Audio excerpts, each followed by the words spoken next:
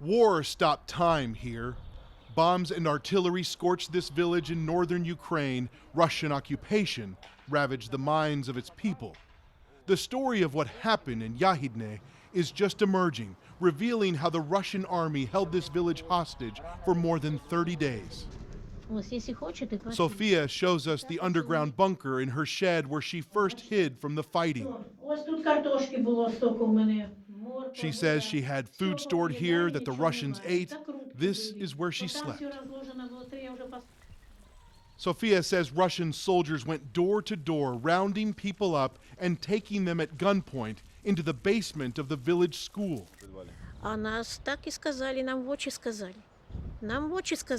Sophia tells us that when the Russian soldiers moved them all into the basement of the school building, that they were put down there and that the soldiers told them that they were being put in the basement to die.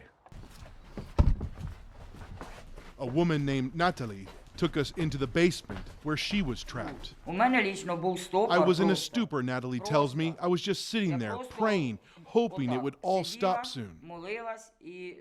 Residents tell us that there were about 350 people held hostage in the basement of this school building. Men, women, and children forced to live in these horrific conditions. In fact, it was so strangulating. There was so little air circulation that one resident told us that 12 elderly people died here because they couldn't breathe, and their bodies were left while the fighting raged outside.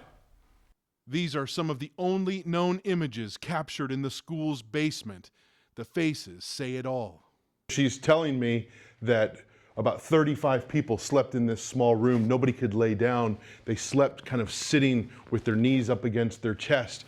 The rooms are littered with makeshift beds, school books, and Russian troop meal boxes. But it's the art on the walls that stops you in your tracks. This is how the children pass the time. Colorful drawings on a canvas of anguish. The people who were trapped down here etched names onto this concrete wall.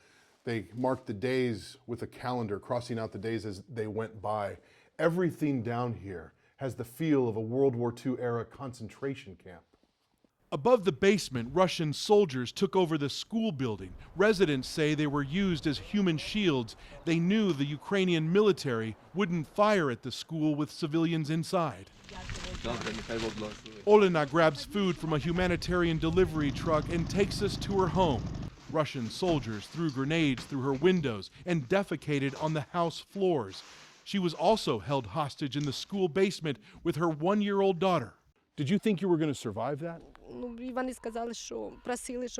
I thought my child would not survive, she tells me. I asked them to let me out so the child could breathe fresh air because she felt bad. They said, let her die. We don't care. Sophia, how did you feel when you got out of the basement of the school? She says one of the villagers opened the basement door and said the Russians left. The trapped villagers were surprised. In the morning, our guys entered the village, she said. We cried, we hugged them, and cried. What will you tell your daughter about this experience? Nothing, she says. Her daughter will not remember it, and she will tell her nothing.